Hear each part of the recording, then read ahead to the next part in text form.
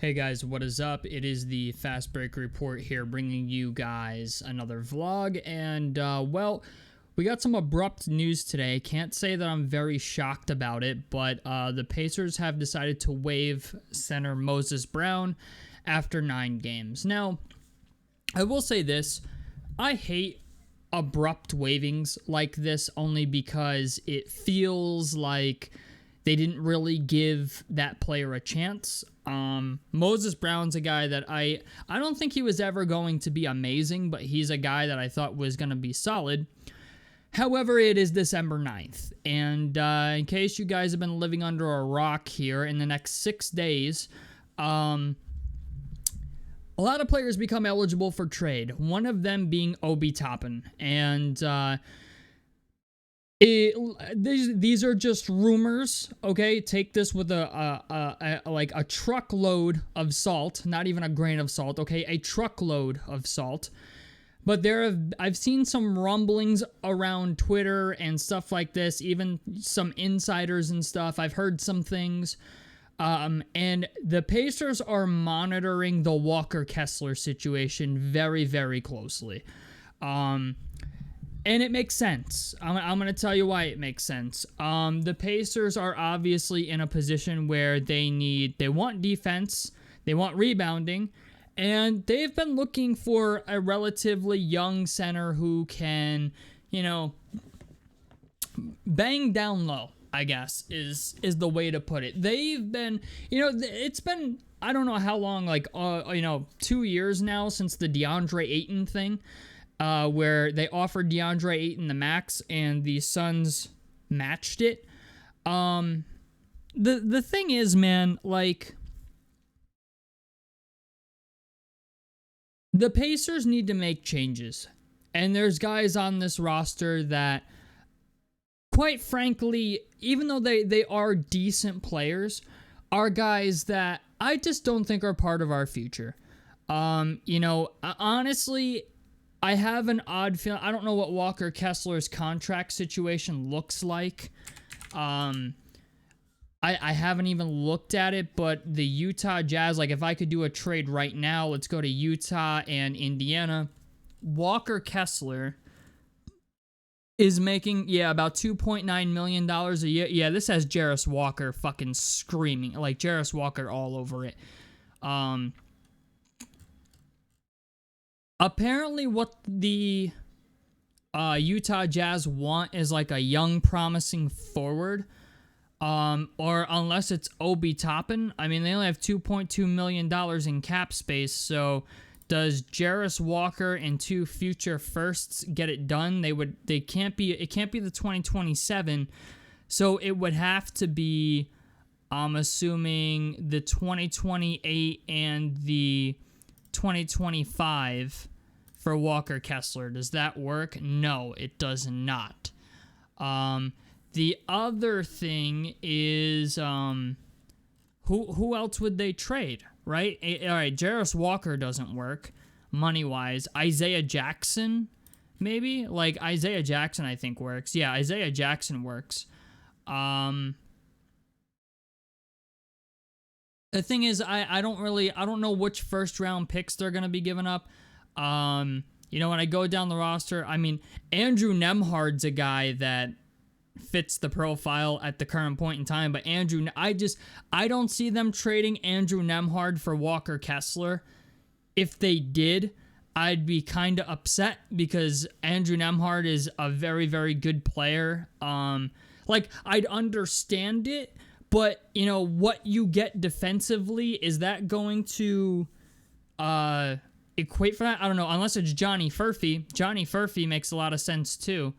You give up Johnny Furphy for Walker Kessler and then try to trade. Yeah, that trade actually works. Johnny Furphy and 2 first-round picks for Walker Kessler, and then you trade Myles, because I don't think, to me, this is indicative of a lot of things, right? Waiving somebody to create an extra roster spot shows that they're doing something.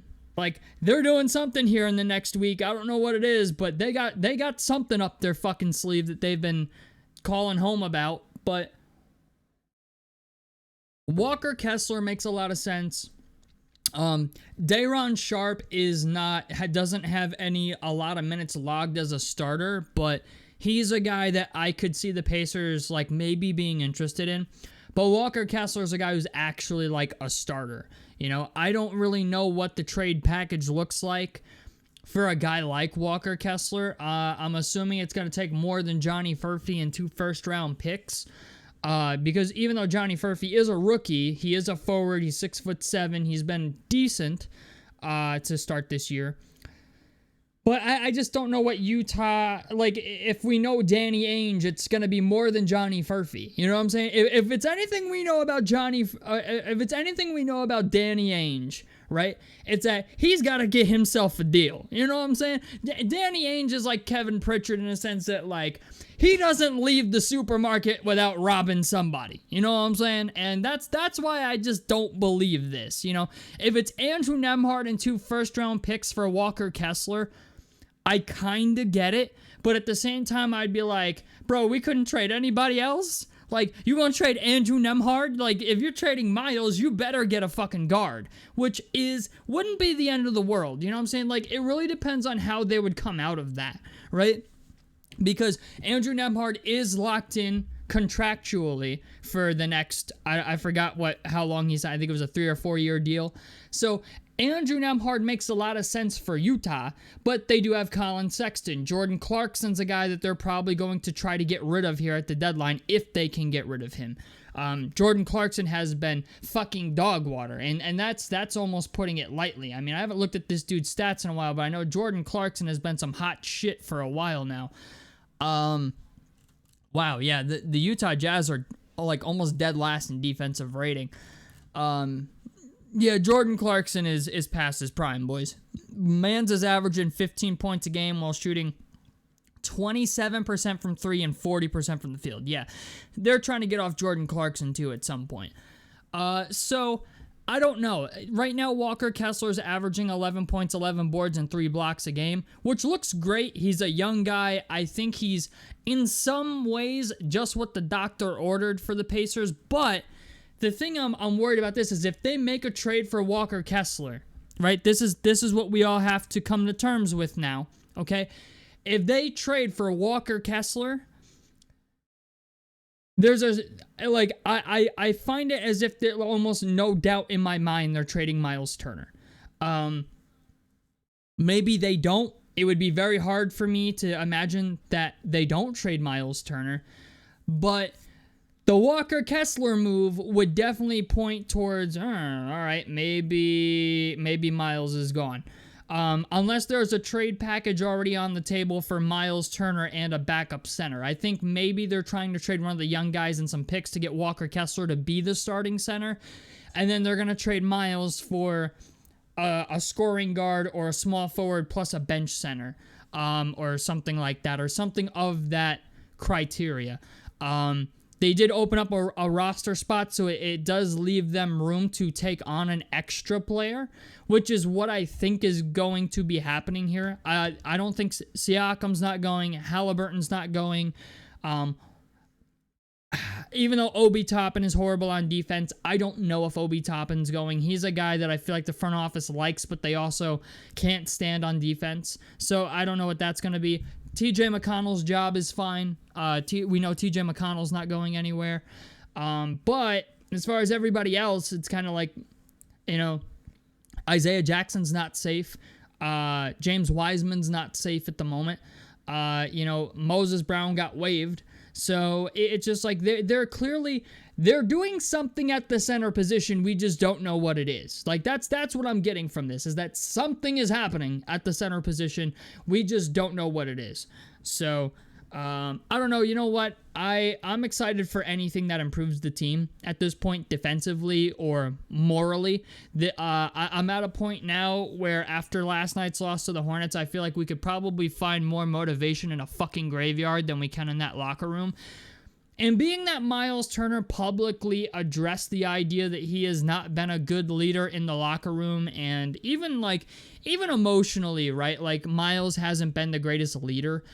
He's very emotional. He We've seen it on the sidelines, throughout this season. So I really wouldn't be surprised if Myles Turner gets traded just because of the things that we've learned, heard about with the locker room, with the, just the idea of him not being a motivational guy, but a guy who's like sucking the life out of the locker room, and then he admits it. And the idea that he's in a contract year, and we haven't gotten any real verbal agreement yet that he's going to resign. We haven't even heard anything about them talking about contract extensions with Myles. So that's why I'm just kind of like, something's happening at that center position, and whatever's happening at that center position is probably going to affect the shooting guard or the small forward position, and I'm not sure why. You know what I'm saying? So I don't know. All I know is the Pacers are doing something. They're doing something. I don't know what it is, but they're doing something. They understand that they need to do something. If I were Herb Simon after what happened last season and the team going to the Eastern Conference Finals, I would imagine that he has put a lot of pressure on Kevin Pritchard and Chad Buchanan and just that entire front office to find some way to turn the ship around. And I don't know if Walker Kessler does that, but certainly an interesting move. I was not expecting them to waive Moses Brown, but being that, also I will say this, as of December 15th, literally December 15th, Obi Toppin becomes eligible to trade. So I feel like maybe there's something there. Maybe there's a bigger trade going on with the Utah Jazz than I know of. Maybe the Lauri Markkanen thing has finally come to fruition a little bit. I don't know.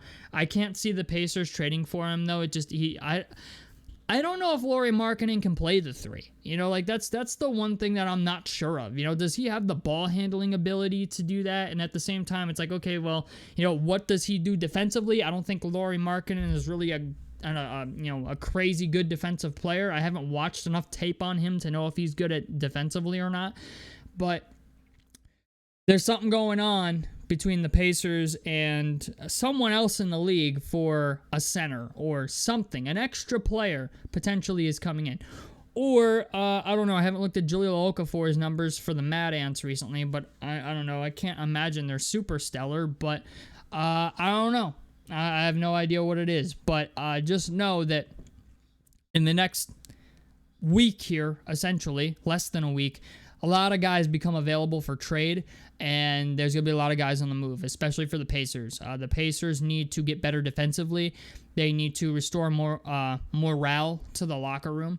I just feel like there's going to be some names moved that fans are not going to be happy with. Andrew Nembhard fits the bill for Walker Kessler. You know what I'm saying? And as much as I would hate to see that, I also understand it a little bit. But if you trade Andrew Nembhard, that means you would have to trade Myles Turner or Obi Toppin for somebody to fill that 2 position. But there is a but to that as well. Ben Mathurin is better suited at the starting 2 guard. I'm just going to throw that out there right now. I love Andrew Nembhard. I love what he brings to the team. But Ben Mathurin is not a 3. Ben Mathurin is a 2. Okay?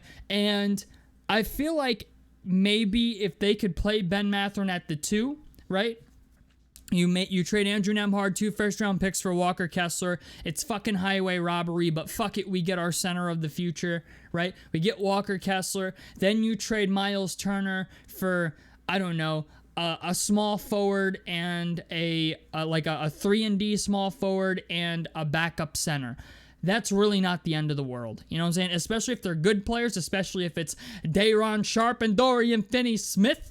It's just, I don't know. I'm hyping myself up here with that shit. But just the idea, Dorian Finney-Smith wouldn't be a bad pickup, neither would Day'Ron Sharpe. So I don't know, but I don't know if Brooklyn would even be interested in Myles Turner because he doesn't fit their timeline, but neither do half the other fucking players on their roster. So I don't know. I don't know what's going on, but this is definitely a very interesting move. So tell me what you guys think about this down below in the comment section below. Like helps me out. Subscribe if you guys want to see more. I'm the Fast Break Report, and I'm out of this motherfucker. Peace, guys.